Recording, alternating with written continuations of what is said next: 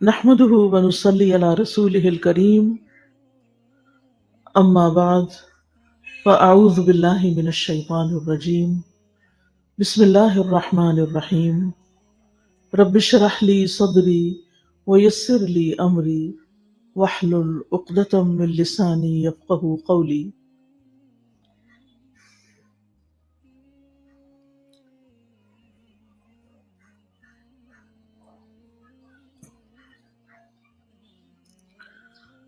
الحمد لله الذي خلقنا وهدانا أمر بالطاعات لما فيها من الخير والبركات ونهى عن المحرمات لما فيها من الشؤم والشرور والهلاكات. أحمد ربي وأشكره على نعمه التي لا يحصيها إلا هو ما علمنا منها وما لم نعلم.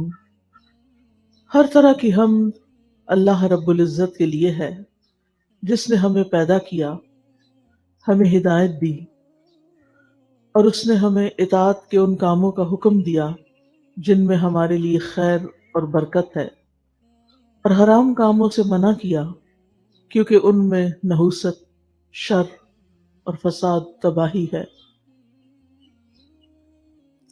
میں اپنے رب کی حمد بیان کرتی ہوں اور اس کا شکر ادا کرتی ہوں، اس کی ان نعمتوں پر جنہیں اس کے سوا کوئی شمار نہیں کر سکتا، کوئی گن نہیں سکتا، ان نعمتوں پر بھی جنہیں ہم جانتے ہیں اور ان نعمتوں پر بھی جنہیں ہم جانتے نہیں ہیں۔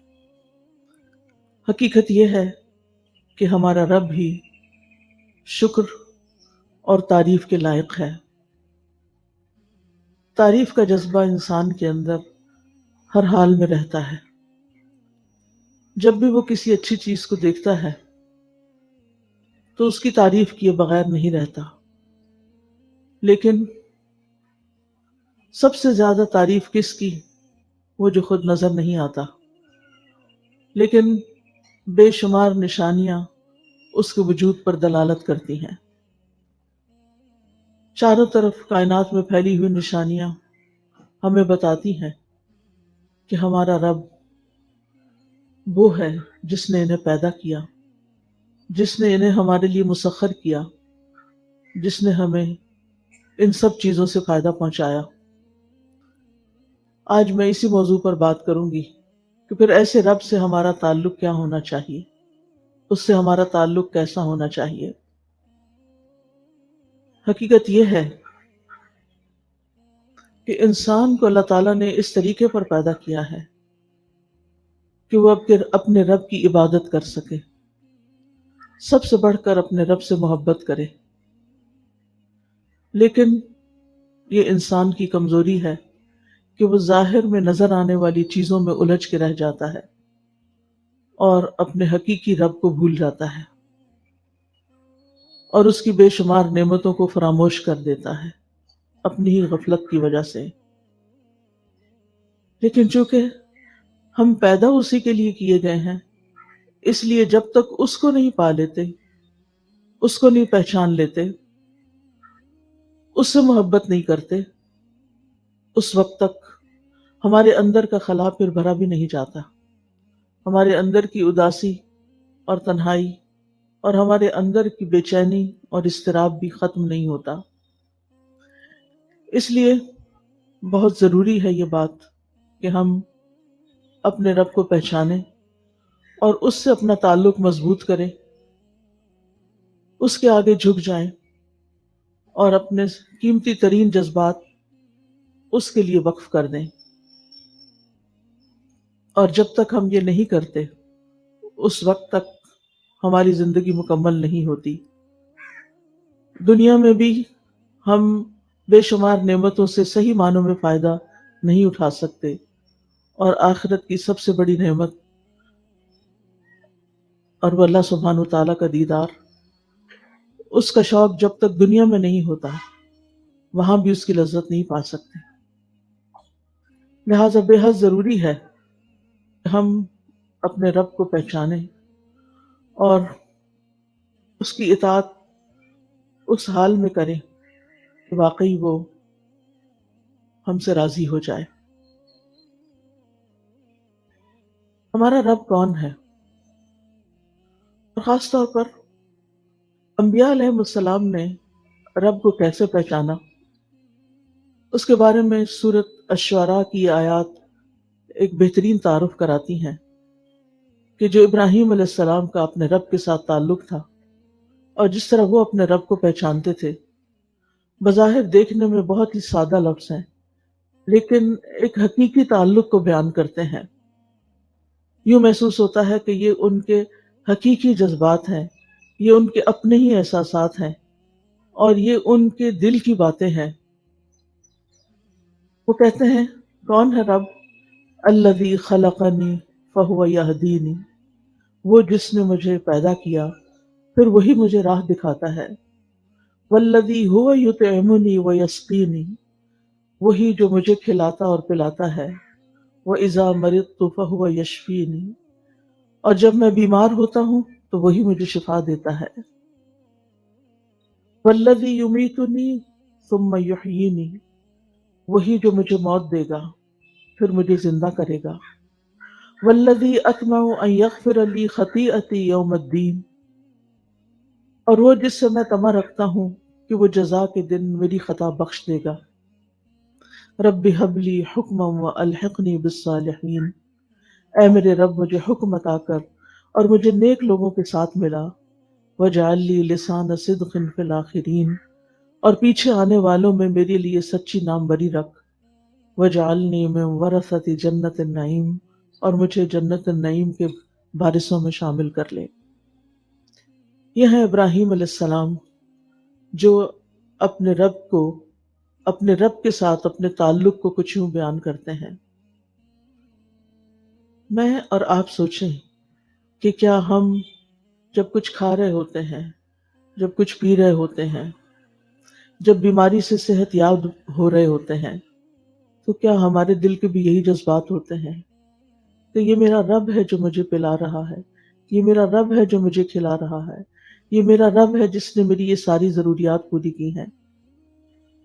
یعنی ہم میں سے ہر شخص یہ سوچے کہ رب کے ساتھ پرسنل لیول پر میرا تعلق کیسا ہے، کہ جو میرے اور میرے رب کے درمیان ہی ایک راز ہے، جس کا اظہار میں اپنے رب کے سامنے ہی کرتی رہتی ہوں، جس کو میں دل ہی دل میں یاد کرتی رہتی ہوں، جو ہر موقع پر مجھے یاد رہتا ہے، ہر نعمت کے پانے پر مجھے اسی کا خیال آتا ہے، اور مجھے زندگی میں جو کچھ ملا ہے میں سب کچھ اسی سے منسوب کرتی ہوں کہ یہ مجھے میرے رب نے عطا کیا ہے۔ کیونکہ رب کے ساتھ ہر شخص کا اپنے طور پر ایک تعلق ہونا، ایک پرسنل لیول پر تعلق ہونا بہت ضروری ہے۔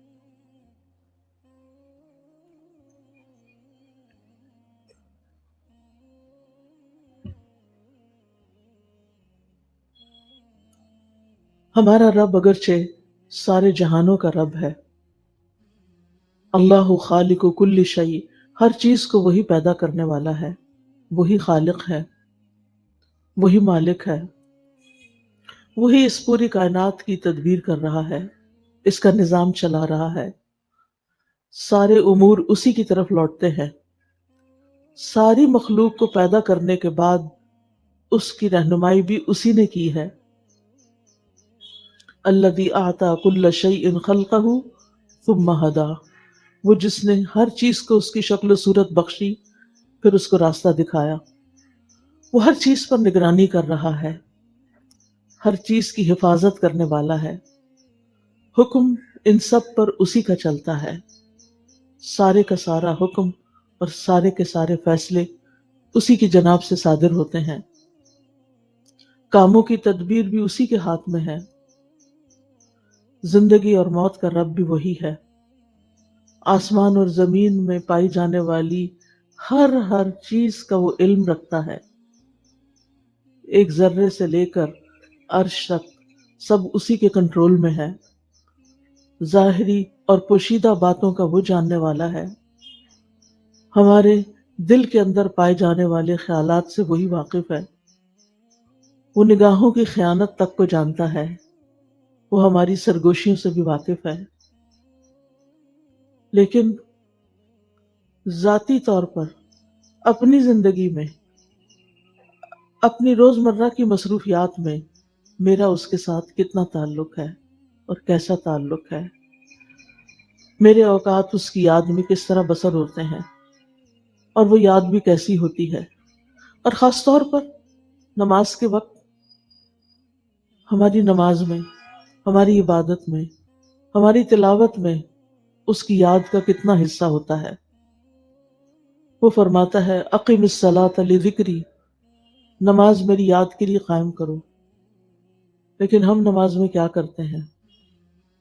نماز کا اصل مقصد تو اس سے ملاقات ہے، اس کی عبادت کا اظہار ہے، اس کی یاد ہے، جو عملی شکل میں ہم اس کے سامنے کھڑے ہو کر کرتے ہیں۔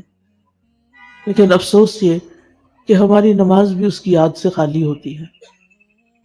جب ہم قرآن پڑھ رہے ہوتے ہیں تو یہ دیکھ رہے ہوتے ہیں کہ کتنے صفحے باقی ہیں، نماز کے وقت یہ سوچ رہے ہوتے ہیں کہ کتنی رکعتیں اب باقی رہ گئی ہیں۔ یعنی ہم ہر چیز کو انجوائے کر رہے ہیں، ہر چیز کے پیچھے جا رہے ہیں، طرح طرح کی چیزوں کی محبت میں گرفتار ہیں، لیکن جس نے سب کچھ دیا ہے اسی سے غافل ہیں۔ تو رب کی عبادت کے لیے اس کی معرفت بے حد ضروری ہے، اس کی پہچان ضروری ہے، اور سب سے بڑھ کر یہ کہ وہ ایک ہے اور اس جیسا کوئی نہیں۔ قل هو اللہ احد، کہہ دیجئے کہ اللہ ایک ہے۔ اللہ الصمد، اللہ بے نیاز ہے۔ لم یلد، اس نے کسی کو جنا نہیں۔ ولم یولد، اور نہ کوئی اس سے جنا گیا ہے۔ ولم یکن لہ کفوا احد، اور کوئی ایک بھی اس کا ہمسر نہیں، کوئی ایک بھی اس جیسا نہیں۔ لیس کمثلہ شیء وہو السمیع البصیر، کوئی چیز اس جیسی نہیں اور وہ سننے والا، دیکھنے والا ہے۔ وہ اپنی ذات میں اکیلا ہے، اپنے اسماء و صفات میں اور اپنے افعال میں کوئی بھی اس کے مشابہ نہیں۔ وہ بادشاہ ہے اور باقی ساری مخلوق اس کی ملکیت ہے۔ وہ رب ہے اور باقی سب اس کے بندے ہیں۔ وہ خالق ہے اور باقی سب مخلوق ہیں۔ وہ اکیلا ہی خالق ہے، خلق میں کوئی اس کا شریک نہیں، اسی لیے الوہیت میں بھی کوئی اس کا شریک نہیں۔ وہی معبود ہے اور ہم سب عبادت کرنے والے ہیں، اور ہمیں اس نے پیدا بھی اپنی عبادت کے لیے کیا ہے۔ زمین و آسمان کی ایک ایک چیز اس کی تسبیح بیان کر رہی ہے۔ سبح للہ ما فی السماوات وما فی الارض وَإِن مِّن شَيْءٍ إِلَّا يُسَبِّحُ بِحَمْدِهِ وَلَٰكِن لَّا تَفْقَهُونَ تَسْبِيحَهُمْ، کوئی چیز ایسی نہیں کہ جو اس کی تسبیح نہ کر رہی ہو، لیکن تم ان کی تسبیح کو نہیں سمجھتے۔ کائنات کی ایک ایک چیز اس کی تابع دار ہے، اس کی وفادار ہے، اس کو پہچانتی ہے، اس کو یاد کرتی ہے، اس کے آگے جھکی ہوئی ہے۔ وَلِلَّهِ يَسْجُدُ مَن فِي السَّمَاوَاتِ وَمَن فِي الْأَرْضِ، ہر ایک اس کے آگے سجدہ ریز ہے۔ لیکن ہم کیا کر رہے ہیں؟ ہم صرف زبان سے کہتے ہیں لا الہ الا اللہ، کہ اللہ کے سوا کوئی الہ نہیں، کوئی معبود نہیں، لیکن جب عبادت کا وقت آتا ہے تو پھر ہم کبھی نفس کے غلام بن جاتے ہیں اور کبھی بندوں کے، کبھی اپنی خواہشات کے۔ ہماری عبادت کس قسم کی ہے؟ میرا اور آپ کا اور ہم سب کا اپنے رب سے تعلق کس قسم کا ہے؟ وہ عبادت کا مستحق ہے، لیکن کیا ہم نے اس کو واقعی اس کا یہ حق دیا ہے؟ پھر یہ کہ وہ اپنی ذات میں سب سے بڑا ہے، وَهُوَ الْعَلِيُّ الْعَظِيمُ، بلند ہے، عظمت والا ہے، عرش پر مستوی ہے، اور پھر اس کے عرش کی وسعت ہم سب کو معلوم ہے کتنی زیادہ ہے۔ ابو ذر غفاری کہتے ہیں میں مسجد حرام میں داخل ہوا اور رسول اللہ صلی اللہ علیہ وسلم کو اکیلے پا کر ان کے پاس بیٹھ گیا۔ میں نے کہا یا رسول اللہ صلی اللہ علیہ وسلم، کون سی آیت افضل ہے جو آپ پر نازل ہوئی؟ آپ نے فرمایا آیت الکرسی۔ کرسی کے مقابلے میں 7 آسمان اس طرح ہیں جیسے بیابان زمین میں کوئی چھلا پڑا ہوا ہو، اور پھر کرسی کے مقابلے میں عرش کا حجم اس طرح ہے جیسے اس چھلے کے مقابلے میں بیابان کا وجود ہو۔ اس کے عرش کی وسعتوں کو امیجن نہیں کیا جا سکتا، تو کہاں یہ کہ ہم اللہ رب العزت کی عظمت کو پوری طرح اس کا ادراک کر سکیں، اس کو محسوس کر سکیں۔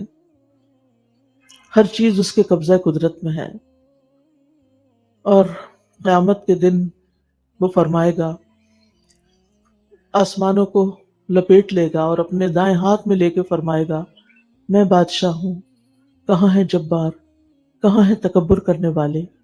پھر زمینوں کو اپنے بائیں ہاتھ میں لپیٹ کر لے لے گا اور فرمائے گا، میں ہوں بادشاہ، میں ہوں جبار، کہاں ہے تکبر کرنے والے؟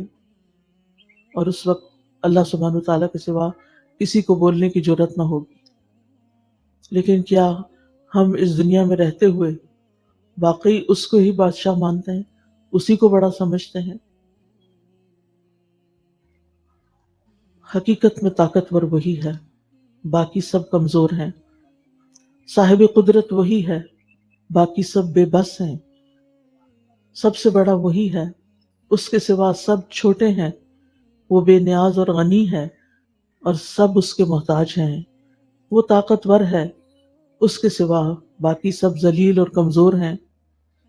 وہی معبود برحق ہے، اس کے سوا جو بھی کوئی معبود ہونے کا دعویٰ کرے یا جسے کوئی معبود سمجھے، وہ سب کے سب باطل ہیں۔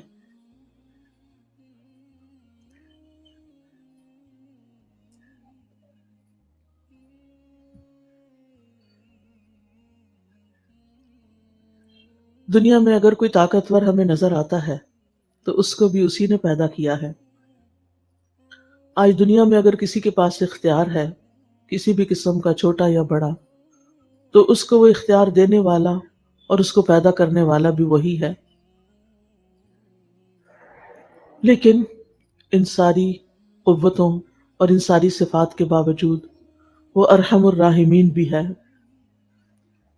اور مالک یوم الدین بھی ہے، نہایت رحم فرمانے والا ہے۔ لیکن انسانوں کو بدلہ بھی خود دے گا، جو بھی وہ اس کے ساتھ دنیا میں معاملہ کر کے جائیں گے۔ دنیا میں رزق بھی وہی ہمیں دیتا ہے، اور آخرت میں جنت اور جہنم میں ڈالنے کا فیصلہ بھی اسی کا ہوگا۔ بے مثال صفات والا ہے، ہر چیز سے پہلے ہے اور سب سے آخر میں بھی وہی ہے۔ هو الاول والآخر والظاہر والباطن، ہر چیز پر وہی غالب ہے اور ہر چیز کے پیچھے وہ باطن ہے، ہر چیز کو وہ جاننے والا ہے۔ وحدہ لا شریک لہ، علم میں سب سے بڑا ہے۔ اللہ یعلم ما تحمل كل انثى وما تغیض الارحام وما تزداد وكل شيء عنده بمقدار عالم الغیب والشہادۃ الکبیر المتعال۔ اللہ جانتا ہے جو ہر مادہ اٹھائے ہوئے ہے، اور جو کچھ رحم کم کرتے ہیں اور جو زیادہ کرتے ہیں، اور ہر چیز اس کے ہاں ایک اندازے کے ساتھ ہے۔ وہ غیب اور حاضر کو جاننے والا ہے، بڑا، بلند، بہت بڑا اور نہایت بلند ہے۔ عالم الغیب والشہادہ ہے، غیب اور حاضر سب کا جاننے والا ہے، ماضی، حال اور مستقبل ہر زمانے سے واقف ہے۔ ہر چیز پوری طرح اس کی قبضہ قدرت میں ہے۔ وہ جس چیز میں جیسا چاہے تصرف کرے، کوئی اس کو روک نہیں سکتا۔ جس کو جو چاہے دے، کوئی منع نہیں کر سکتا، اور جس سے چاہے روک لے، کوئی اس کو دے نہیں سکتا۔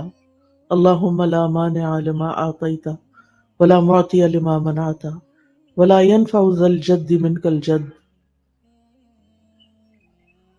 اس کے لیے سب کچھ کرنا آسان ہے، لہٰذا جب ہم اس سے مانگے تو اس کی شان کو سامنے رکھ کے مانگے، اپنے پیمانوں کو سامنے رکھ کے نہیں۔ جو چیزیں ہمیں ناممکن لگتی ہیں اس کے لیے عین ممکن ہے، جو ہمیں مشکل لگتا ہے اس کے لیے وہ سب آسان ہے۔ وہ بڑا ہے، بہت بڑا، بہت بلند، اس کا نام بھی بہت بابرکت ہے۔ تبارک اسم ربک ذی الجلال والاکرام، اس کے نام سے جو کام کیا جائے وہ بھی آسان ہو جاتا ہے، اس میں برکت ہو جاتی ہے۔ رسول اللہ صلی اللہ علیہ وسلم نے فرمایا، کھانے کے وقت اللہ کا نام لیا کرو، وہ تمہارے لیے اس کھانے میں برکت ڈال دے گا، اس کے نام سے حفاظت ملتی ہے۔ جب رات نبی صلی اللہ علیہ وسلم نے فرمایا، جب رات کا آغاز ہو یا جب شام ہو جائے تو اپنے بچوں کو روک لو، گھر سے باہر نہ نکلنے دو، کیونکہ اس وقت شیاطین پھیل جاتے ہیں۔ پھر جب رات کی ایک گھڑی گزر جائے تو انہیں چھوڑ دو، یعنی پھر جا سکتے ہیں، اور دروازے بند کر لیا کرو، اور اس وقت اللہ کا نام لو، کیونکہ شیطان بند دروازے کو نہیں کھولتا۔ اور اللہ کا نام لے کر اپنے مشکیزوں کا منہ باندھ لیا کرو، اللہ کا نام لے کر برتنوں کو ڈھکا کرو، خواہ کسی چیز کو چوڑائی میں رکھ کر ہی اس کو ڈھکو، یعنی برتن کھلے نہیں ہونے چاہیے رات کے وقت، اور اپنے چراغ سونے سے پہلے بجھا دیا کرو۔ اسی طرح جب صبح شام 3 دفعہ اس کا نام لیا جائے اور یہ دعا پڑھی جائے تو کوئی چیز انسان کو نقصان نہیں دیتی۔ بسم اللہ الذی لا یضر مع اسمہ شیء فی الارض ولا فی السماء وہو السمیع العلیم۔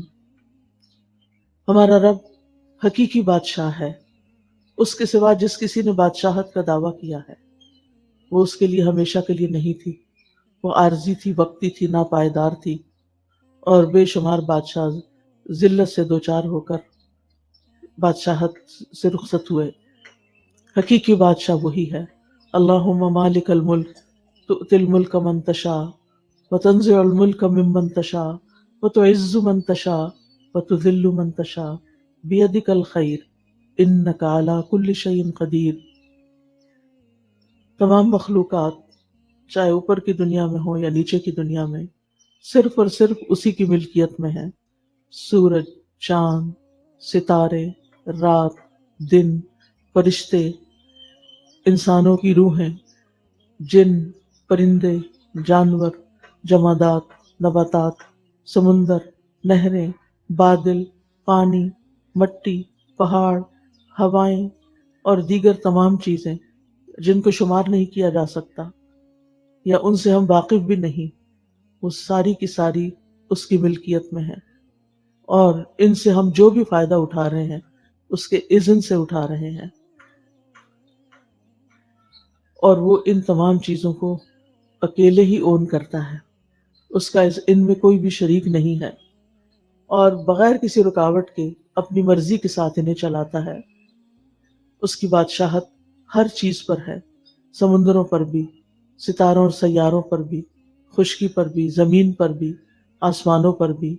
کوئی مخلوقات میں سے کوئی ایک بھی ایسا نہیں کہ جو اس کے دائرۂ اختیار سے باہر ہو یا اس کے اختیارات میں کسی قسم کی کوئی بھی شراکت رکھتا ہو۔ وہ سارے خزانوں کا بھی مالک ہے۔ وَإِن مِّن شَيْءٍ إِلَّا عِندَنَا خَزَائِنُهُ، کوئی بھی چیز نہیں مگر اس کے کئی خزانے ہمارے پاس ہیں۔ وَلِلَّهِ خَزَائِنُ السَّمَاوَاتِ وَالْأَرْضِ، آسمانوں اور زمین کے سارے خزانے اسی کے پاس ہیں۔ اگر تمام انسان، اولین و آخرین، جن و انس، ایک چٹیل میدان میں کھڑے ہو کر اللہ تعالیٰ سے مانگنے لگیں اور اللہ تعالیٰ ان کو وہ سب کچھ عطا کر دیں جو وہ مانگ رہے ہیں، تو بھی اس کے خزانوں میں کوئی کمی واقع نہیں ہوگی، مگر جتنی سمندر میں سوئی ڈال کے نکالنے سے پانی میں کمی واقع ہوتی ہے، یعنی نتھنگ، کچھ بھی کمی نہیں۔ وہی پریشانیوں کو دور کرنے والا ہے، وہی بیماریوں کو دور کرنے والا ہے، وہی دکھوں کو دور کرنے والا ہے۔ بندوں کی تمام ضروریات وہی پوری کرتا ہے، لہٰذا دکھ ہو یا ضرورت ہو اسی کی طرف رجوع کرنے کی ضرورت ہے۔ جب ہم اسے پکارتے ہیں تو ہماری پکار سنتا ہے۔ وَإِذَا سَأَلَكَ عِبَادِي عَنِّي فَإِنِّي قَرِيبٌ أُجِيبُ دَعْوَةَ الدَّاعِ إِذَا دَعَانِ، اور جب میرے بندے تجھ سے میرے بارے میں سوال کریں تو بے شک میں قریب ہوں، میں پکارنے والے کی دعا قبول کرتا ہوں جب وہ مجھے پکارتا ہے۔ یعنی اللہ تعالیٰ سنتا ہے اور دعائیں قبول کرتا ہے۔ وہ بڑے حیا والا ہے، اسے اس بات سے حیا آتی ہے کہ اس کا بندہ اس کے سامنے ہاتھ پھیلائے اور وہ ان ہاتھوں کو خالی لوٹا دے۔ وہی بندوں کا فقر دور کرنے والا ہے۔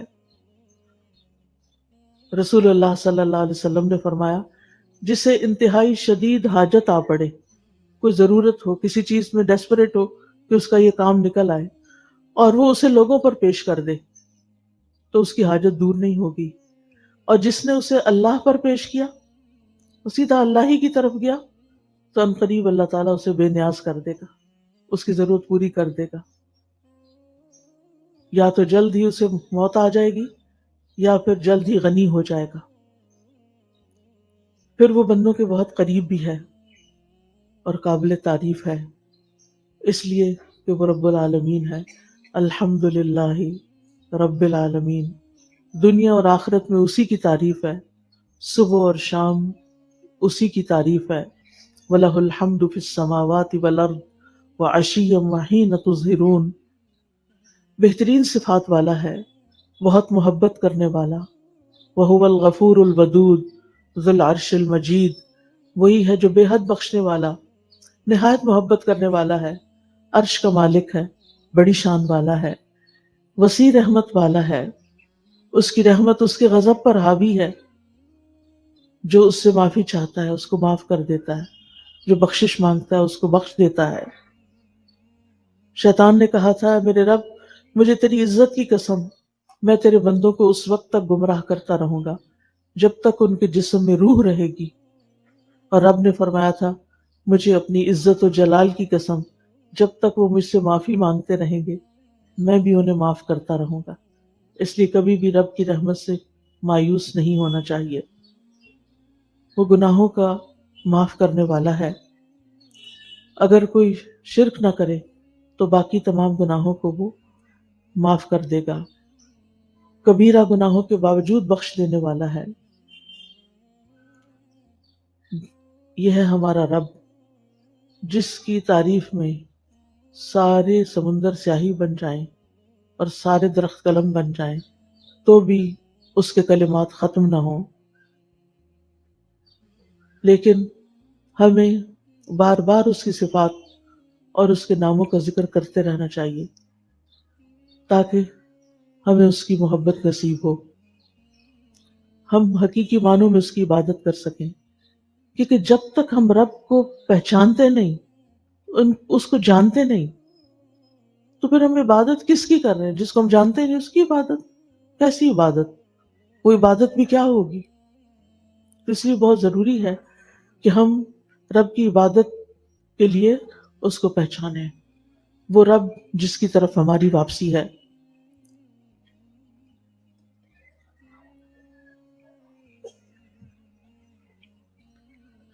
ایک صورت تو یہ تھی کہ وہ ہمیں پیدا کر کے چھوڑ دیتا کہ جائیں دنیا میں کھائیں پیئیں اور ختم ہو جائیں اور بات ختم، لیکن اس نے ایسا نہیں کیا۔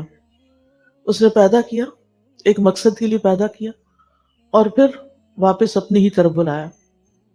لہٰذا ہم میں سے ہر ایک کو اپنے رب کے سامنے جا کے کھڑے ہونا ہے، اس سے ملاقات کرنی ہے۔ عقل مند وہ ہے جو اس ملاقات کی تیاری کرے، رب کو پہچانے، حقیقی معنوں میں اس کی عبادت کرے، اور پھر ہر روز یہ سوچے کہ وہ دن کیسا ہوگا جب میں اپنے رب کے سامنے کھڑا ہوں گا۔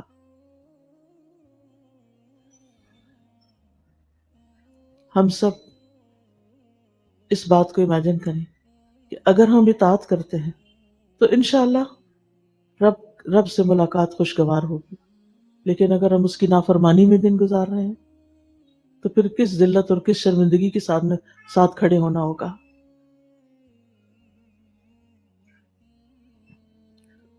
نیک انسان، اس کو تو موت کے وقت ہی خوشخبری دے دی جاتی ہے۔ جب مومن کی موت کا وقت آتا ہے تو اس کے پاس رحمت کے فرشتے ایک سفید ریشم کا کپڑا لے کر آتے ہیں، وہ کہتے ہیں اپنے رب کی طرف نکل آ، یعنی روح آ جاؤ، اللہ کی راحت کی طرف، یعنی اللہ تعالیٰ تجھے راحت اور سکون عطا کرے گا، اور اس کے رزق کی طرف، اور ایسے رب کی طرف جو تم سے ناراض نہیں۔ یعنی موت کے وقت نیک انسان کو خوشخبری مل جاتی ہے کہ تمہارا رب تم سے ناراض نہیں، لیکن اس کے لیے بہت ضروری ہے کہ ہم ساری زندگی یہ فکر لگائے رکھیں کہ ہمارا رب ہم سے راضی ہے یا نہیں، اور اس حال میں کہ تو راضی ہے اور اللہ تجھ سے راضی ہے۔ یا ایتھا النفس المطمئنہ ارجعی الی ربک راضیۃ مرضیہ فادخلی فی عبادی وادخلی جنتی. لیکن آج ہم اس دنیا میں ہوتے ہوئے، دنیا میں اور دنیا فانی جس کو کہتے ہیں، اس میں اتنے مشغول ہیں، اتنے محو ہیں، اور اسی کے غم میں گلے جا رہے ہیں کہ ہمیں یہ بھول ہی گیا ہے کہ ایک دن ہمیں اپنے رب کے سامنے جا کر کھڑے ہونا ہے. سورۃ الرحمن میں اللہ تعالیٰ فرماتے ہیں کل من علیہا فان، جو بھی اس زمین پر ہے سب فنا ہونے والا ہے. لیکن ہمارا حال یہ ہے کہ جو کچھ اس زمین پر ہے ہماری محبتیں اسی کے لیے، ہمارے غم بھی اسی کے ہیں. اور وَيَبْقَى وَجْهُ رَبِّكَ ذُو الْجَلَالِ وَالْإِكْرَامِ، تیرے رب کا چہرہ باقی رہے گا جو بڑی شان اور عزت والا ہے، یعنی اس کے دیدار، اور وہ جو باقی رہنے والا ہے اس کی طرف ہماری توجہ کم ہے. ہم سب اپنے دلوں کا جائزہ لیں، ہم سب اپنا اپنا محاسبہ کریں کہ میرے دل میں سب سے زیادہ کون سی چیز آتی، سب سے زیادہ مجھے کس چیز کا خیال آتا ہے، سب سے زیادہ مجھے کس چیز کی پریشانی. اللہ سبحانہ و تعالیٰ بڑا غیرت والا ہے. جب بندہ اللہ سے بڑھ کر کسی بھی چیز سے محبت کرتا ہے، اللہ تعالیٰ بندے کو اسی چیز سے توڑتا ہے، اسی چیز کے غم میں مبتلا کر دیتا ہے، اسی چیز کے لیے پریشان کر دیتا ہے. اسی لیے الا ان اولیاء اللہ لا خوف علیہم ولا هم یحزنون. لیکن ہمیں یہ بات سمجھ میں نہیں آتی کیونکہ ہم نے اللہ کا ولی ہونے کا کبھی سوچا ہی نہیں کہ ہم سب چیزوں سے بڑھ کر اللہ ہی سے محبت کرنے والے ہوں. اور یہ ایک حقیقت ہے کہ جب انسان کا اللہ پہ توکل ہو جاتا ہے، وہ اللہ کو پہچان لیتا ہے اور دوسری طرف اس دنیا کی حقیقت کو بھی پہچان لیتا ہے، تو پھر دنیا کے غم ہلکے ہو جاتے ہیں، اور کچھ لوگوں کے تو بالکل ہی ختم ہو جاتے ہیں کیونکہ انہیں پتا ہے کہ دنیا اپنے سارے مسائل کے ساتھ ایک دن اپنے اینڈ کو پہنچے گی، لیکن صرف باقی رہنے والی چیز تو ہمارا رب ہی ہے. اس لیے اس کو راضی کرنے کی فکر کرنی چاہیے، اس کی طرف توجہ کی فکر چاہیے، اس سے محبت کرنی چاہیے، اس کو منا لینا چاہیے، کیونکہ وہ دنیا میں ہی وقت ہے، مرنے کے بعد یہ نہیں ہو سکے گا.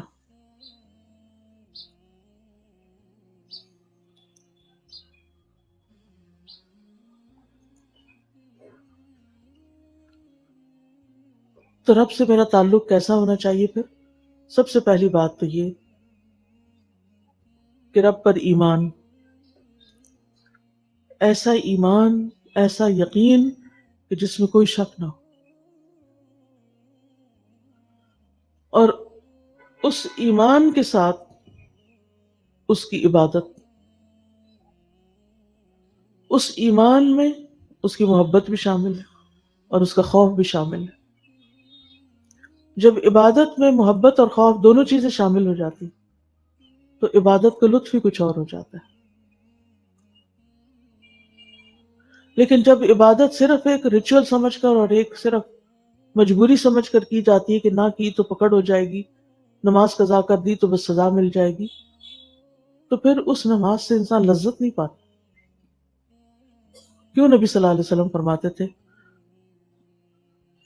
اقیم الصلاۃ یا بلال ارحنا بہا، بلال نماز قائم کرو اور ہمیں اس سے راحت پہنچاؤ.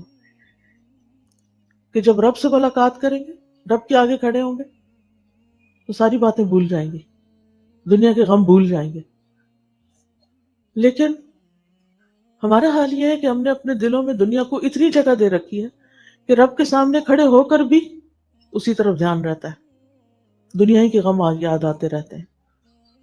رب کے لیے نہیں روتے، رب کی محبت میں نہیں روتے نماز میں، رب کے سامنے جا کر دنیا کی محبت میں روتے ہیں، جو بذات خود نماز میں خلل ڈالنے والی چیز ہے.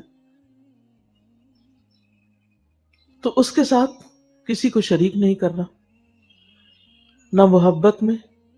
ابن قیم کہتے ہیں کہ جان لیں کہ بندے کو اس بات کی ضرورت اور حاجت ہے کہ وہ اکیلے اللہ کی عبادت کرے، اس کے ساتھ کسی کو شریک نہ کرے، نہ محبت میں، نہ خوف میں، نہ امید میں، نہ توکل میں. نہ اللہ کے لیے عمل کرنے میں، نہ اس کی قسم کھانے میں، نہ اس کے نام کی نظر ماننے میں، نہ اس کی فرما برداری کرنے میں، اور نہ ہی اس کے لیے عاجزی اور انکساری کرنے میں، یعنی ویسی کسی اور کے لیے ہونی ہی نہیں چاہیے۔ پھر یہ کہ اس عبادت پر ثابت قدمی اختیار کرنا، فَاعْبُدْهُ وَاصْطَبِرْ عَلَيْهِ وَاصْطَبِرْ لِعِبَادَتِهِ، یعنی اللہ کی عبادت کرو اور اس پر جمے رہو۔ اور پھر یہ کہ اس کی عبادت کے لیے باقاعدہ وقت نکالنا،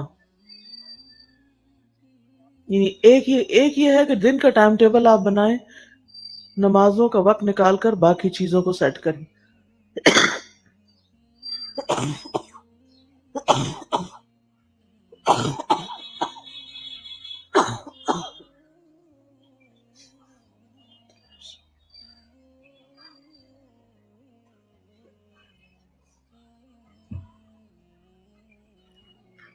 ایک صورت یہ ہے کہ دن کی پلاننگ کرتے ہوئے پہلے نمازوں کے اوقات متعین کرنا کہ کس وقت کون سی نماز پڑھنی ہے، اور پھر اس کے بعد آج کے اہم کام کون سے ہیں وہ کس وقت کرنے ہیں، یا تو ان سے پہلے ہوں یا ان کے بعد ہوں۔ نماز کے وقت بعض اوقات کوئی پروگرام رکھ دیا جائے، بعض اوقات کوئی میٹنگ رکھ دی جائے، بعض اوقات کسی کو ملنے کا ٹائم دے دیا جائے، حیرت ہوتی ہے کہ یہ کیسے؟ پھر کیا ہوتا ہے؟ نہ نماز کی طرف توجہ اور نہ کام کی طرف توجہ، ادھورے کام، نہ نماز کا لطف اٹھایا اور نہ کسی کام کا لطف اٹھایا۔ تو رب کی عبادت کے لیے وقت نکالنا اور رب کی عبادت کو پرائرٹی پر رکھنا۔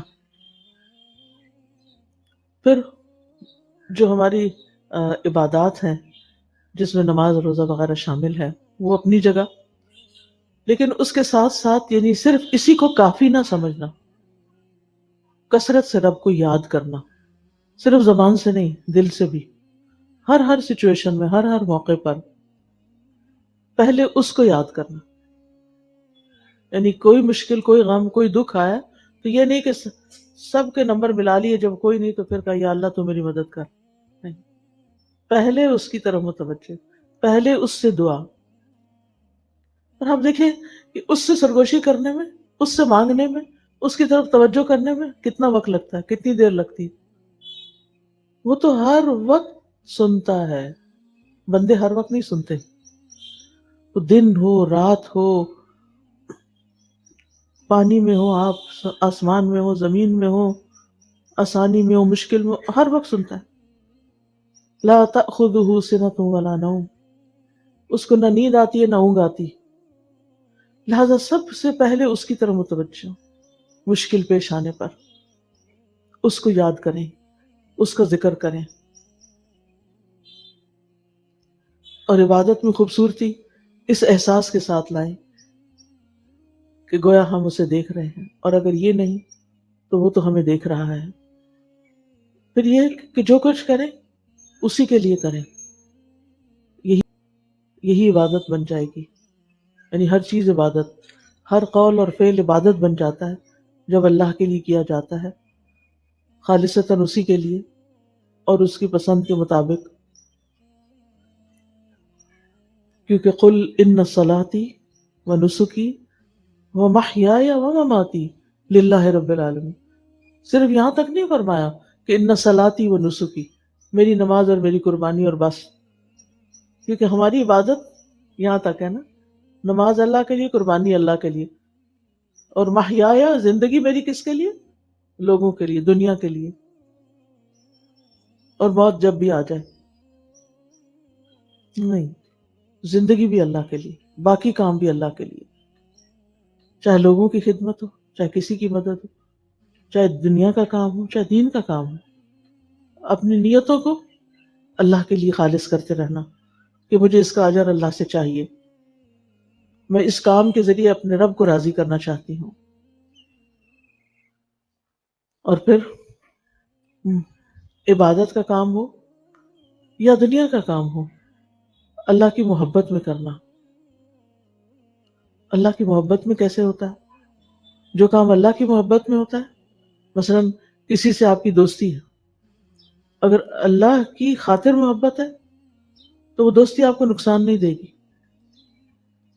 لیکن اگر وہ اللہ کی خاطر نہیں، اللہ کے لیے نہیں، تو وہ محبت اپنی لمٹس کراس کرے گی اور وہ فائدے کی بجائے نقصان دہ ہو جائے گی۔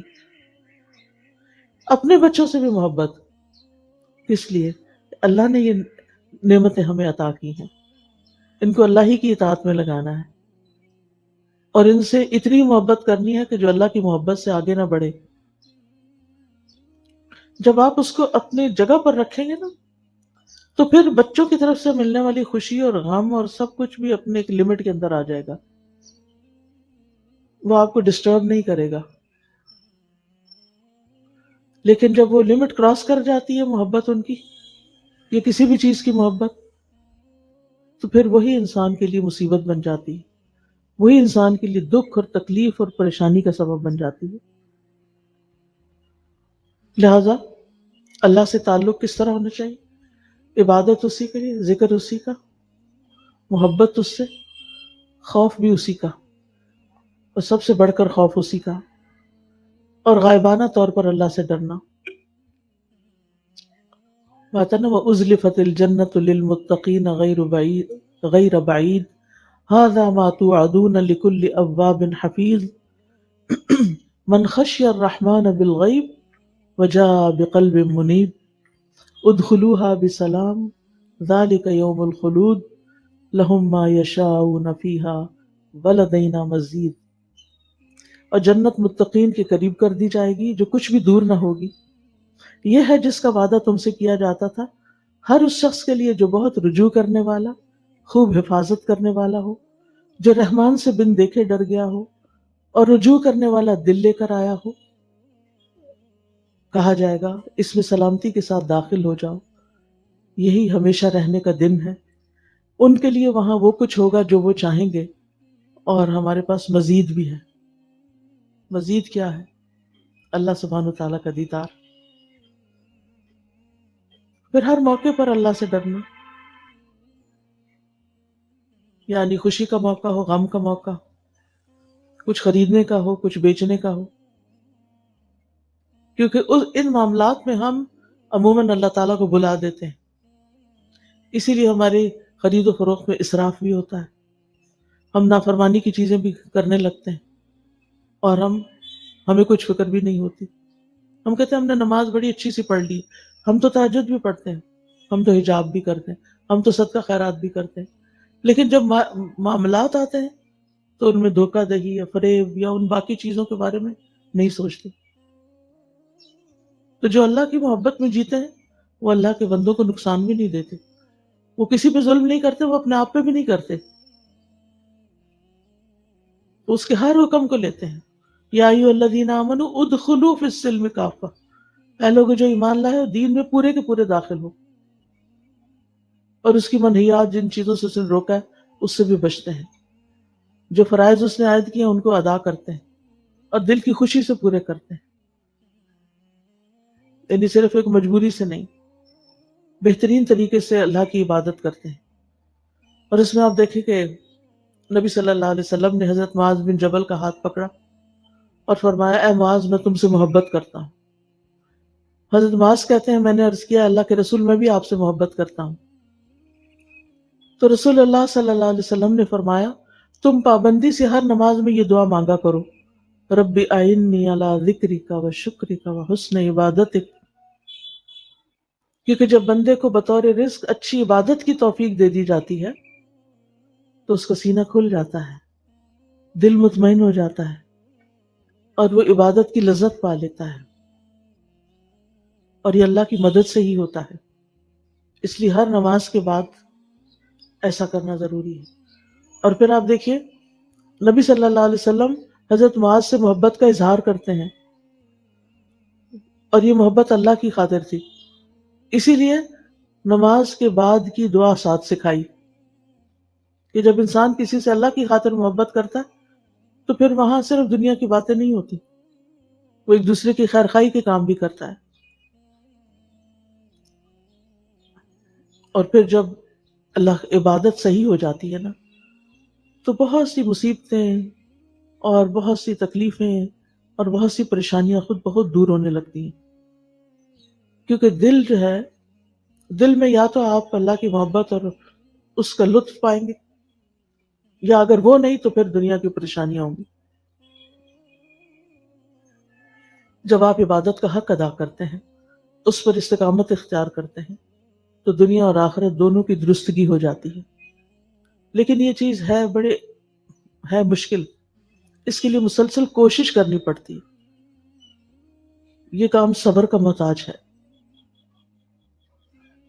کیونکہ مسلسل جب انسان اللہ تعالیٰ کی فرما برداری کرتا ہے اور دل سے کرتا ہے تو اللہ تعالیٰ ضرور اس کی پھر مدد بھی فرماتے ہیں۔ اور پھر یہ سب کچھ اس صورت میں ہوتا ہے جب انسان کا وحی الہی کے ساتھ ایک گہرا تعلق ہو، یعنی قرآن و سنت کے ساتھ، علم حاصل کرنے کے ساتھ اس کا علم حاصل کرنے میں اس کی مشغولیت ہو، یعنی کچھ بھی ہو، زندگی کے بہت سے کام ہوتے ہیں لیکن علم کے ساتھ اپنا رشتہ جوڑے رکھے۔ اور پھر جب انسان علم کے ساتھ رشتہ جوڑتا ہے تو انسان کے ذہن کو وسعت ملتی ہے، انسان کا سینہ روشن ہوتا ہے، اس کو شرح صدر نصیب ہوتا ہے، لہٰذا قدرتی طور پر وہ کچھ بھی کر رہا ہوتا ہے تو اس کا دل اللہ کے ساتھ مشغول ہوتا ہے، اللہ کی طرف متوجہ ہوتا ہے، اور خاص طور پر نماز کے وقت۔ اور پھر نماز کے بعد وہ سمجھتا ہے کہ واقعی اس نے اللہ سے ملاقات کی ہے، نماز اس کی آنکھوں کی ٹھنڈک بن جاتی ہے، جیسے نبی صلی اللہ علیہ وسلم نے فرمایا، وَجُعِلَتْ قُرَّةُ عَيْنِي فِي الصَّلَاةِ، میری آنکھوں کی ٹھنڈک نماز میں رکھ دی گئی۔ اور پھر انسان جب اللہ کے سامنے کھڑا بھی ہوتا ہے تو وہ کھڑا ہونا اس کو لطف دیتا ہے، وہ رکوع میں جاتا ہے تو رکوع اس کو لطف دیتا ہے، سجدے میں جاتا ہے تو اس کا قرب محسوس کرتا ہے، اللہ کی عظمت کو محسوس کرتا ہے کہ یا رب بڑا تو ہے، میں تو بہت چھوٹا ہوں۔ تو حسن عبادت کے لیے ضروری ہے اللہ کی معرفت، عبادت کی حکمت کو محسوس کرنا، یعنی عبادت کیوں فرض کی گئی اور یہ خاص قسم کی عبادت کس لیے ہے۔ اور تیسری چیز جو فائدہ دیتی انسان کو وہ صحبت صالح ہے۔ ابراہیم علیہ السلام نے جب رب کا تعارف کرایا اور رب سے اپنی دعا کی تو ان دعاؤں میں کیا مانگا؟ وَأَلْحِقْنِي بِالصَّالِحِينَ، کیونکہ انسان ان کیفیات کو ایک مخالف ماحول میں مینٹین نہیں کر پاتا، یعنی آپ اتنی کوشش کر کے ایک لیول تک پہنچتے ہیں اور پھر اگر آپ کے آس پاس ہر وقت ماحول ایسا ہے تو پھر واپس آپ کو پلٹا دیتے ہیں، پھر آپ کے سامنے اور چیزیں زیادہ بڑی ہو کے نظر آنے لگتی ہیں۔ تو اس لیے نیک لوگوں سے دوستی، صالح لوگوں سے دوستی، ان کی مجلس میں بیٹھنا، اور پھر ایسے کاموں سے بچنا جن سے رب ناراض ہوتا ہے، ایسے الفاظ بھی ادا نہیں کرنا جو رب کی ناراضگی کا باعث بنتے ہوں، اپنی ہر حاجت کو اللہ کے سامنے رکھنا، اپنی ہر تمنا، اپنی ہر خواہش اس کے سامنے رکھنا، اس کے آگے گڑ گڑانا، پریشانی میں اسی کی طرف رجوع کرنا، ہر کام میں اسی سے مدد مانگنا، چھوٹی چھوٹی چیزوں میں۔ آپ کو معلوم ہے نا کہ صحابہ کرام جوتی کا تسمہ بھی ٹوٹتا تھا تو اللہ کی طرف رجوع کرتے۔ اگر آپ دیکھیں نا تو سب سے زیادہ جس چیز میں انسان کا اللہ تعالیٰ سے تعلق ڈیولپ ہوتا ہے نا، وہ دعا ہے، مانگنا ہے۔ انسان مانگتا اسی سے ہے جس پر اس کو مان ہوتا ہے، یا جس کے بارے میں سمجھتا ہے کہ یہ دے گا مجھے، یا یہ دے سکتا ہے۔ تو جب ہر چیز آپ اللہ سے مانگنا شروع کرتے ہیں نا، ہر موقع پر آپ دعا کرتے ہیں، تو وہ آپ کا ایک ایسا کنیکشن ہوتا ہے کہ وہ کسی اور طریقے سے نہیں بنتا۔ کبھی کبھی انسان سوچتے ہیں نا کہ اللہ تعالیٰ نے مجھے اس مشکل میں کیوں ڈالا ہے، اور زندگی میں ہر انسان کی زندگی میں کچھ چیلنجز ہوتے ہیں، کچھ پریشانیاں ہوتی ہیں، تو اگر آپ اس کی حکمت پہ غور کریں تو اس کی جو خاص حکمت سمجھ میں آتی ہے وہ یہ کہ اللہ چاہتا ہے کہ بندہ اس کی طرف متوجہ رہے، کیونکہ یہ ہم لوگوں کی عادت ہے کہ پریشانی میں جس طرح رب کو یاد کرتے ہیں اس کے علاوہ نہیں کرتے۔ پریشانی، تکلیف، آزمائش، امتحان، یہ سب ذریعہ بن جاتا ہے خوب خوب دعائیں کرنے کا، اللہ سبحانہ و تعالیٰ سے ایک خاص تعلق قائم کر لینے کا۔ لہٰذا انسان جب اللہ سے مانگتا رہتا ہے، جیسے کہ وہ حدیث میں بھی آتا ہے نا، وَإِذَا سَأَلْتَ فَاسْأَلِ اللَّهَ وَإِذَا اسْتَعَنْتَ فَاسْتَعِنْ بِاللَّهِ، جب مانگو اللہ سے مانگو، جب مدد چاہو اللہ ہی سے مدد چاہو، اور اس میں اللہ کو کافی سمجھو۔ جب بھی کوئی پریشانی آئے، جب بھی کوئی تکلیف کی چیز آئے تو حسبی اللہ، حسبی اللہ لا الہ الا ہوا علیہ توکلت وہو رب العرش العظیم، اور دل ہی دل میں اس معاملے کو لپیٹ کے اللہ کے سپرد کر دینا،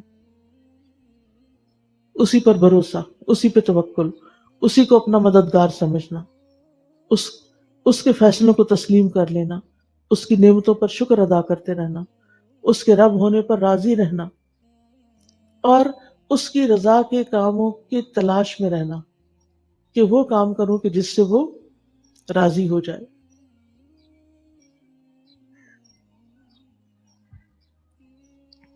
اور اس کی دعا بھی کرنا، وَأَنْ أَعْمَلَ صَالِحًا تَرْضَاهُ، کہ اللہ میں ایسے اچھے کام کروں کہ جس سے تو راضی ہو جائے،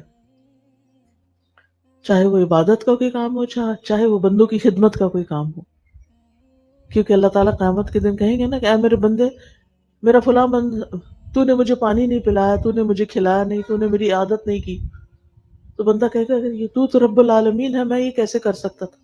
تو اللہ تعالیٰ کیا فرمائیں گے کہ میرا فلاں بندہ پیاسا تھا، تو نے اسے پانی نہیں پلایا، اگر تو اسے پانی پلاتا تو مجھے وہاں پاتا، فلاں بندہ بھوکا تھا، اگر تو اسے کھلاتا یعنی اس کی ضرورت پوری کر دیتا تو مجھے وہاں پاتا۔ تو اللہ کی خاطر جب بندوں کی ضروریات انسان پوری کرتا ہے تو یہ بھی اللہ سبحانہ وتعالیٰ کے ساتھ ایک گہرا تعلق کا باعث بنتا ہے۔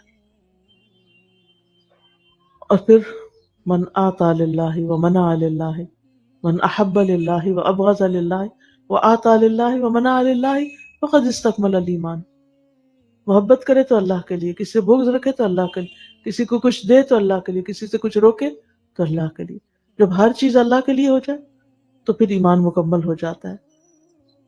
صبر بھی اللہ ہی کی خاطر کہ اس کا اجر مجھے اللہ سے لینا ہے، غصہ بھی اللہ کی خاطر پی جانا۔ حدیث میں آتا ہے اللہ کے نزدیک غصے کے اس گھونٹ سے زیادہ افضل گھونٹ کسی بندے نے کبھی نہ پیا ہوگا جو وہ اللہ کا چہرہ حاصل کرنے کے لیے پیتا ہے۔ اللہ کی خاطر معاف کر دینا، یعنی اللہ سے جزا پانے کے لیے۔ حدیث میں آتا ہے جو شخص کسی ظلم پر ظالم کو صرف اللہ کا چہرہ چاہنے کے لیے معاف کرتا ہے، اللہ تعالیٰ اس کی عزت میں اضافہ فرما دیتا ہے۔ پھر اسی طرح آپس کے اختلافات میں اللہ کی طرف رجوع کرنا، پھر اللہ تعالیٰ کا ادب بھی، کیونکہ جب ہم ہر بات اللہ سے کرنے لگتے ہیں پھر بعض اوقات ادب کے دائرے سے نکلنے لگتے ہیں، تو اس سے بھی بچنا ہے۔ اللہ کو پکارنے میں ادب، ادعوا ربکم تضرعا وخفیا انہ لا يحب المعتدین، تم اپنے رب کو عاجزی سے اور چپ کے پکارا کرو، وہ حد سے بڑھنے والوں کو پسند نہیں کرتا۔ ابن قیم کہتے ہیں اللہ کے ساتھ ادب اس طرح ہوگا کہ وہ ظاہری اور باطنی حرکات کو اللہ کے ساتھ اچھے قرب اور اچھی مصاحبت کے ساتھ واقع کرے، جیسا کہ اللہ کی تعظیم، بڑائی اور اللہ سے حیا کا حق ہے۔ پھر اللہ تعالیٰ کے نام کی تعظیم، پھر اس کے احکامات کو خوش دلی سے قبول کرنا، ان پر اعتراض نہ کرنا، یہ کیوں آیا، ایسا حکم کیوں ہے، یہ تو بڑا مشکل ہے، یہ آج کے دور میں نہیں ہو سکتا، اس طرح کی زبان استعمال نہیں کرنا۔ یعنی بعض اوقات انسان صاف انکار کر دیتا، میں تو نہیں یہ کر سکتا، یا ان پر عمل کرنے سے تکبر کرتا ہے، یا ان پر عمل کرنے سے سستی کا مظاہرہ کرتا ہے۔ تو جب انسان کے اندر اللہ کی محبت ہوتی ہے اور اللہ کے لیے کچھ کرنا ہوتا ہے تو انسان کے دل میں یہ یقین ہوتا ہے اللہ سب سے بڑا ہے، لہٰذا میں اس کے لیے کوئی کام کر رہا ہوں تو کیا مشکل ہے، مجھے اس سے جزا چاہیے۔ پھر سارے لوگوں کی نظریں چھوٹی ہو جاتی ہیں کہ لوگ کیا کہیں گے۔ جب تک لوگ ہماری نگاہوں میں بڑے رہتے ہیں تو پھر ہم بہت سے احکامات پر عمل ہی نہیں کرتے کہ لوگ کیا کہیں گے۔ لیکن جب اللہ ہمارے سامنے بڑا ہو جاتا ہے، ہماری زندگی میں وہ سب سے بڑا ہو جاتا ہے، تو پھر ہمیں کچھ بھی کرنے میں مشکل نہیں لگتی کہ ہم اس کے لیے کر رہے ہیں اور وہ ہمیں دیکھ رہا ہے۔ پھر یہ ہے کہ اللہ کے ساتھ ادب، اللہ سبحانہ تعالیٰ کے ساتھ ادب کا ایک تقاضا یہ بھی ہے کہ اس سے کبھی بدگمان نہ ہو، اس سے کبھی مایوس نہ ہو، کبھی اس کو الزام نہ دیں، پھر بغیر علم کے اللہ کی طرف کوئی بات منسوب نہ کریں کہ اللہ تعالیٰ یہ کرتا ہے، اللہ تعالیٰ یہ کہتا ہے، اللہ تعالیٰ فرماتا ہے اور کہیں نہ فرمایا ہو. یہ سخت بڑا جھوٹ ہے، یہ کبیرہ گناہ سے بھی بڑا گناہ ہے، اکبر الکبائر میں سے ہے. پھر اللہ کی طرف بھلائی کی نسبت کرنا، شر کی نسبت نہ کرنا. ابراہیم علیہ السلام نے کہا تھا الذی خلقنی فہو یہدینی والذی ہوا یطعمنی ویسقینی واذا مرضت فہو یشفینی. تو بیماری کو اپنی طرف منسوب کیا، میری اپنی کوتاہیوں کا نتیجہ ہے. اور پھر آخر میں یہ کہ اس کو زندگی بھر کے لیے مینٹین کرنا.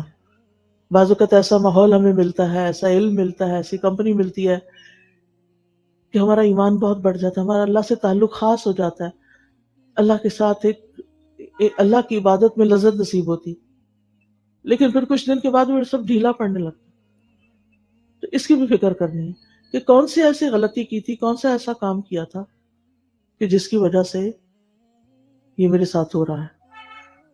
ان غلطیوں کی توبہ، استغفار، اور پھر موت تک رب کی عبادت.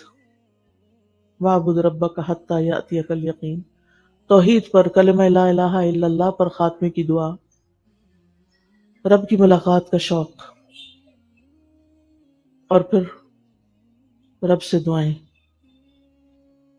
خاص طور پر اپنے لیے، اپنے ایمان کے لیے، استقامت کے لیے، اپنے والدین کے لیے، ازواج کے لیے، اولاد کے لیے، خصوصاً اولاد کے نمازی بننے کی دعا، پھر تمام انسانوں کے لیے، سب کی بخشش کے لیے، اور پھر ہر طرح کی خیر پانے کے لیے، دلوں کی صفائی کے لیے، علم میں اضافے کے لیے، معاملات کو سمجھنے کے لیے، معاملات کی آسانی کے لیے، شکر گزار اور اطاعت گزار بننے کے لیے، اپنے دشمن شیطان سے حفاظت کے لیے. لہٰذا جب دعائیں ہم اللہ سے کریں گے اور دنیا اور آخرت کی ساری بھلائیاں پانے کے لیے اور جنت میں اپنے رب کا دیدار پانے کے لیے، تو رب کے ساتھ تعلق مضبوط تر ہوتا چلا جائے گا. جس بندے کی دعاؤں میں کمی ہوتی ہے اس کے رب سے تعلق میں بھی کمی واقع ہو جاتی. تو دعائیں تعلق بڑھانے کا بہترین ذریعہ ہیں. اللہ سبحانہ وتعالیٰ ہمارے اس تعلق کو بہترین کر دے، مضبوط کر دے، اور ہر آن یہ تعلق مضبوط سے مضبوط تر ہوتا چلا جائے. وآخر دعوانا ان الحمد للہ رب العالمین. اگر آپ کے ذہن میں کوئی اور بات ہو، کچھ ایڈ کرنا چاہتے ہو تو یو آر موسٹ ویلکم.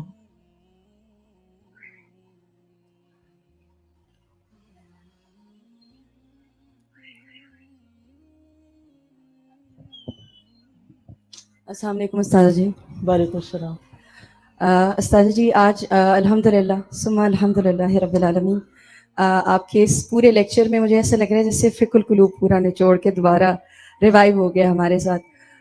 میں فقہ القلوب کی ایک اسٹوڈنٹ ہوں. مجھے ایسا لگتا ہے کہ واقعی حقیقتاً جو اللہ کی پہچان مجھے ہوئی ہے وہ اس کتاب کو پڑھنے کے بعد ہوئی ہے. ہمیں نام پتہ ہوتے ہیں اللہ کے، ان کے میننگ بھی پتہ ہوتے ہیں، لیکن جس طرح سے اس کتاب میں اس کو بیان کیا گیا اور اس کو پڑھنے کے بعد جو تعلق میرا اللہ سبحانہ و تعالیٰ سے مضبوط ہوا، جتنا توکل میرا اللہ سے بڑھا کہ مجھے محسوس ہوا کہ اللہ تعالیٰ تو سبب الاسباب ہے، اس کو تو اس کی بھی ضرورت نہیں ہے نا کہ اگر آگ کا کام ہے جلانا تو وہ اس کو جلائے گی نہیں، اگر اللہ نہیں چاہے گا تو وہ اس کو نہیں جلائے گی. حضرت ابراہیم کے معاملے میں کہہ رہی ہوں. پھر جس طرح سمندر کا واقعہ بیان ہوا تو یہ ساری چیزیں میرے ذہن میں یہی آ رہی تھی کہ اللہ سے ہمارا تعلق اور دنیا سے ہمارا تعلق، پھر اللہ کی طرف محبت اور دنیا سے جو لوگوں سے ہم محبت کرتے ہیں، تو جب ساری نسبت ہم اللہ کی طرف لے جاتے ہیں نا تو پھر ہم ان دنیا کی تمام لذتوں سے بے نیاز ہو جاتے ہیں. ہمیں پھر کسی کی کوئی بات بری نہیں لگتی، ہمیں کسی کا کوئی معاملہ تکلیف نہیں دیتا، کوئی پریشانی نہیں لگتی، کیونکہ ہمارے دل میں بس یہی آتا ہے اللہ ہے نا. تو وہ مجھے وہ والی عبارت بھی بہت اچھی لگتی ہے، کل من احب اللہ انس بھی ومن احب غیر اللہ عذب بھی. کہ جب آپ کو، وہی آپ نے جس طرح بات کی نا کہ دنیا کی محبت آپ بہت زیادہ جب کسی سے کرتے ہو تو آپ ایکسپیکٹ بھی اس سے کرتے ہو اور وہیں سے اللہ آپ کو چوٹ جو ہے وہ دیتا ہے. تو الحمدللہ آج پھر سے وہ ساری جو ہے نا وہ ریوائیو ہو گئی ایمان کی. الحمدللہ. جزاک اللہ خیر. السلام علیکم. ان مجالس کو ذکر کی مجالس اسی لیے کہا جاتا ہے نا کہ ان میں یاد دہانی کرانی ہوتی ہے. بہت سی باتیں ہمیں پتہ ہوتی ہیں، ہم بھول جاتے ہیں، پھر یاد آ جاتی ہیں، پھر کچھ عمل میں آ جاتی ہیں، پھر کچھ بھول جاتی ہیں، پھر دوبارہ یاد دہانی چاہیے ہوتی ہے. السلام علیکم. وعلیکم السلام. استاذہ جی، جیسے آپ بتا رہی تھی کہ علم اور عبادت کے اوپر میں نے جتنا سنا، علم اور عبادت کا اتنا زیادہ آپس میں کنیکشن ہے کہ اگر ہم اس کو دیکھیں کہ جب تک ہم علم کی مجالس کو اٹینڈ کرتے رہتے ہیں تب تک ہماری عبادات جو ہیں وہ بہتر ہوتی رہتی ہیں، اور جیسے ہی ہم علم کی مجالس سے دور ہوتے ہیں تو ہماری عبادات کیسے ادھر ادھر ہوتی ہیں ہمیں خود بھی نہیں اس کا اندازہ ہوتا.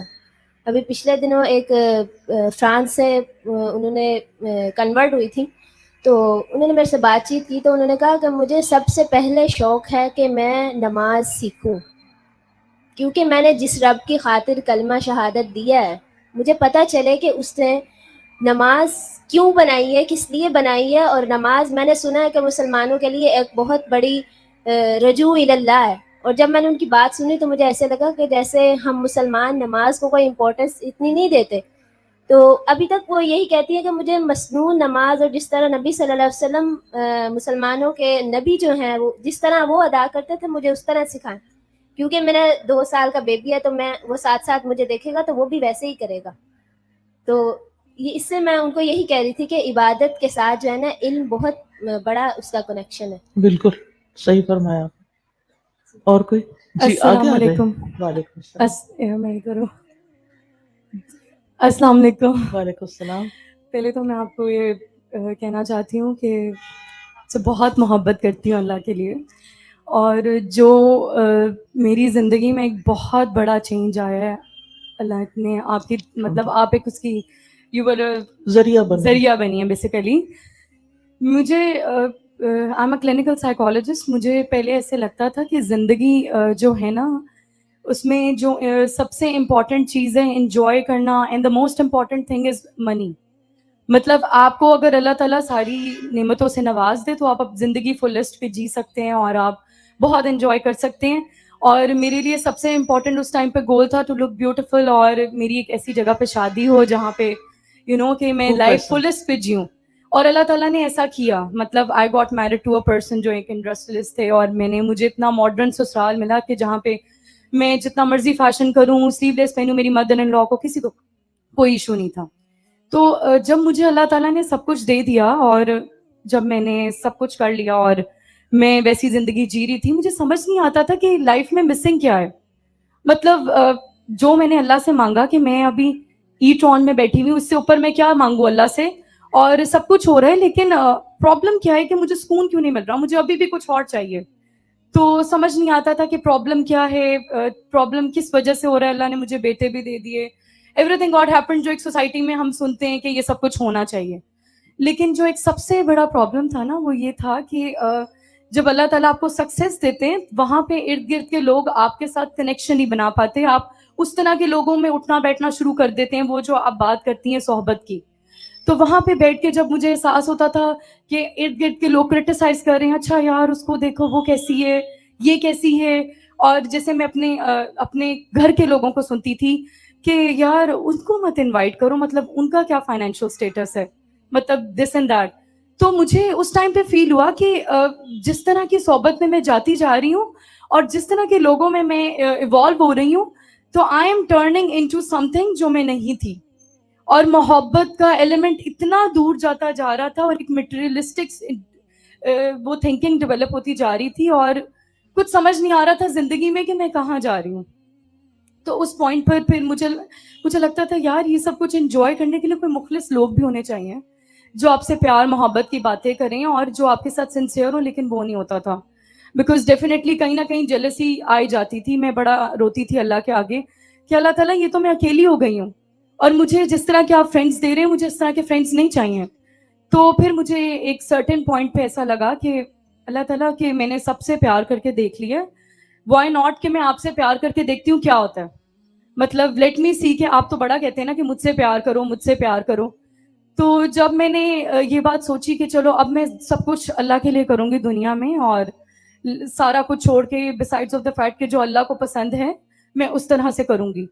تو جب میں نے یہ ٹائنی سا اسٹیپ اٹھایا تو مجھے جیسے اکثر ایک ہماری سوسائٹی میں قرآن کلاس ہوتی تھی، تو ادھر ایک میری چچی تھی، وہ تھوڑا سا اس کا ہیڈ کور کرتی، وہ مجھے کہا کرتی تھی تم پلیز وہاں پہ جایا کرو. میرے پاس ٹائم نہیں ہوتا تھا. تو اس ٹائم پہ پھر میں نے کہا چلو میں اب جاتی ہوں. تو مجھے صحیح طرح سے دوپٹہ لینا بھی نہیں آتا تھا. تو انہوں نے کہا تم ایسے جاؤ گی؟ میں نے کہا نہیں، چلیں اسٹیپ تو لے گئے نا کہ میں جا رہی ہوں وہاں پر. جب میں نے وہاں پہ قرآن تھوڑا تھوڑا پڑھنا شروع کیا تو مجھے بہت مزہ آنا شروع ہوا. مجھے ایسا لگا فیلنگس کنیکٹڈ ہو رہی ہیں. لیکن پھر پرابلم یہ تھا کہ وہ ویک میں ایک دفعہ ہوتی تھی، پھر میں ڈسٹریکٹ ہو جاتی تھی. تو میں نے کہا یا اللہ مجھے مطلب میں کس طرح قرآن پڑھوں، مجھے کوئی سورس نہیں تھی. تو میری کسی فرینڈ نے یہ دورہ قرآن آپ کا فارورڈ کیا، تو میں نے اس کو پلے کرنا شروع کیا. تو جیسے ہی میں نے پہلا اسپائرہ جب آپ کا پلے کیا تو آپ نے آج کل کی زندگی سے ریلیٹڈ جو ایگزامپلس دی ہوئی تھیں اور جو آپ نے بتایا ہوا تھا، مطلب مجھے لگا یہ تو ایسا لگ رہا تھا جیسے آپ میرے بارے میں بات کر رہی ہوں. تو وہ اتنا کنیکٹڈ تھا کہ آئی فیل سو گڈ اباؤٹ اٹ، کہ مجھے اتنا زبردست محسوس ہوا، کہ اتنا زبردست کنیکشن فیل ہوا کہ میں نے وانس ان اے گو جیسے لائک اے کریزی پرسن میں نے سنتی گئی اور مجھے بہت زبردست اللہ کے ساتھ ایک کنیکشن ڈیولپ. مجھے تو حسن سلوک کی ڈیفینیشن بھی نہیں پتا تھی جو آپ نے مجھے ایکسپلین کی، کہ مطلب جو لوگ آپ کے ساتھ برا کریں ان کے ساتھ اچھا ہے. تو میں نے اپنی ماما کو کال کی، ماما مجھے کون سا دین پڑھا رہی تھی؟ تو مجھے تو اس سب کے بارے میں نماز قرآن کے علاوہ تو مجھے پتہ ہی نہیں تھا کہ مطلب کوئی بدعات بھی ہوتی ہیں. بدعات کا کانسیپٹ تو میرے پاس سے بھی نہیں گزرا تھا، اور یہ ساری باتیں. اور پھر جب میں نے پڑھنا شروع کیا تو ایک زندگی میں میری لائف میں ایک سٹیپ آیا کہ مجھے پھر احساس ہوا کہ اللہ کی محبت آپ کی زندگی میں کیا رول پلے کرتی ہے. جب میں نے سٹارٹ لیا تو اس ٹائم پہ سب سے بڑا مسئلہ تو یہ تھا کہ اچھا وہ لوگوں کو ڈسکس کرنا کیسے چھوڑیں، غیبت، جھوٹ. اور یعنی کہ دنیا میں تو میں اتنی انوالو تھی کہ ہر دوسرے دن پارٹیز ہو رہی ہوتی تھی اور ہر دوسرے دن جانا ہوتا تھا. تو پھر وہی والی بات کہ جب میں اپنے بال کھولتی تھی، اپنے آپ کو کیری کرتی تھی، تو لگتا تھا کہ اپنے اندر ہی گم ہو جاتی تھی، لوگوں کی تعریفوں میں گم ہو جاتی تھی. وہ ہو تم تو بہت اچھی لگ رہی ہو، دس اینڈ دیٹ. پھر لگتا تھا یہ جو بال ہے نا یہ کنیکشن توڑ رہے ہیں اللہ سے. مطلب مجھے بڑا اچھا لگ رہا ہے کہ لوگ مجھے بڑا پلیز کر رہے ہیں، جس طرح سے رسپیکٹ دے رہے ہیں، مطلب آئی ایم لونگ اٹ. پھر مجھے لگا کہ چلو پھر عمرے پہ گئی میں، جب اللہ نے مجھے بلایا تو وہاں پہ پھر جا کے مجھ میں ایسی محبت ڈیولپ ہوئی کہ میں نے سوچا چلو میں ہیڈ کور کر لیتی ہوں. لیکن تب بھی مجھے تھا کہ میں کپڑے پہننا اور پردہ تو کبھی کر ہی نہیں سکتی، یہ تو بڑی دور کی بات ہے. مطلب نا ابھی یہاں تک بڑی مشکلوں سے پہنچی ہوں. تو خیر پھر پڑھتی گئی مطلب آپ کو سنتی گئی. اور ایک لائف میں پھر ایک پوائنٹ آیا کہ جیسے تہجد نے ایک بہت امپورٹنٹ رول پلے کیا مجھے اللہ سے کنیکٹ کرنے کا. اور پھر اللہ تعالیٰ نے پتہ مجھے ایسے ایسے خواب دکھائے مطلب جو ان امیجنیبل تھے، کہ جس کی وجہ سے پھر ایک کنیکشن ڈیولپ ہوتا چلا گیا. اور آپ ایسی تھی جیسے میری ایک فرینڈ، جو مجھے ہمیشہ ایک ہوتا ہے نا کہ جب میں لو فیل کرتی تھی میں آپ کو سن لیتی تھی، اور جیسے واک کرتے ہوئے آگے پیچھے آپ کی وجہ سے میں نے آپ کو سنتے سنتے میں نے میوزک سننا چھوڑ دیا، کہ لگتا تھا چلو آپ کچھ انفارمیٹیو نئی بات بتائیں گی، آپ کی ہر بات میرے لیے نئی تھی. تو اس پوائنٹ پہ مجھے بڑا ایک سکون اور ایک آپ کے لیے محبت ڈیولپ ہونا شروع ہوگی کہ اچھا یہ کون ہیں جنہوں نے مجھے یہاں تک اتنی ہیلپ آؤٹ کی. پھر بس اس طرح کرتے کرتے پھر ایک پوائنٹ آیا لائف میں جب مجھے پتہ لگا کہ مجھے اللہ سے اتنا پیار ہے کہ اب میں پردہ کر سکتی ہوں، جب میں لائف کو بیک آف کر سکتی ہوں اس ساری زندگی کو. تو پھر جب میں نے پردہ کیا پھر مجھے پتہ چلا کہ اللہ کی محبت کے بغیر آپ اللہ کی اطاعت نہیں کر سکتے، یہ امپاسبل ہے. وہ آپ کو سزا لگیں گے، مطلب آپ کو وہ امپاسبل، کیونکہ ایک ایسی فیملی میں آپ نے پردہ کرنا جہاں پہ لوگ آپ کو مطلب پردے والی عورتوں کو سر پہ دوپٹہ لینے والوں کو سمجھتے ہیں کہ یار یہ کون ہے. مطلب اللہ تعالیٰ نے دنیا میں بھی رہنے کو کہا ہے، مطلب ہاں ٹھیک ہے نماز روزہ پڑھ لیا، صدقہ دے دیا، ٹھیک ہے، دس از ناٹ لائف. مطلب وہ آپ سے بات کرنا بھی پسند نہیں کریں گے اگر آپ نے سر پہ دوپٹہ لیا ہوا ہے یا آپ نے وہ کیا، وہ ان کے لیے آپ نارمل ہوں گی لائک دس. تو وہاں پہ جو مجھے اللہ جس طرح میری اسٹرینتھ بنے، اللہ نے جس طرح سے مجھے وہ سب کچھ کیا، اور جس طرح سے میرے شوہر کو کا دل بدلا. اور میں جیسے آپ کا جب سنتی تھی، میں اپنی مدر ان لا کے پاس جا کے ان کی کاؤنسلنگ کرتی تھی. وہ مجھے کہتی تھی ماں ہم نہیں، یہ اس طرح نہیں. تو وہ کہتی تھی میں نے اپنے بیٹے کی دوسری شادی کرا دینی ہے. تو وہ مجھے بڑا مذاق میں چھیڑتی تھی اس بات سے نا کہ میں تو تمہیں جس طرح کی لائی تھی تمہیں ہو کیا رہا ہے. تو میں نے کہ پھر میں جیسے اللہ نے بڑی ہیلپ کی, مطلب ان کو کاؤنسلنگ میں ان کی کرتی رہی اس طرح سے کہ دیکھیں مما اللہ تعالیٰ تو ایسے کہہ رہے ہیں, یہ سب چیزیں جو ہمیں مل رہی ہیں, this and all and that. اور پھر شکر الحمدللہ اللہ نے میرے لیے آسانیاں پیدا کی, لیکن اسٹل مجھے تھا کہ مجھے 2-3 ایسی دعائیں چاہیے تھی کہ جس سے میرے دل میں اللہ کے لیے محبت اور بڑھے. تو میں اللہ تعالیٰ سے, وہ خیر میرا اور اللہ کا سیکرٹ ہے, لیکن تو پھر اللہ تعالیٰ نے مجھے وہ, جب وہ دعائیں مجھے پتہ چلیں اور وہ سب, تو it was the happiest day of my life. اور آپ سے ملنے کا بھی آج ڈریم پورا ہو گیا. And I love you so much for the sake of اللہ, اور جزاک اللہ. وإياكم. نماز کا وقت ہو گیا. اوکے, سبحانک اللہم وبحمدک اشہد ان لا الہ الا انت استغفرک واتوب الیک. السلام علیکم ورحمۃ اللہ وبرکاتہ.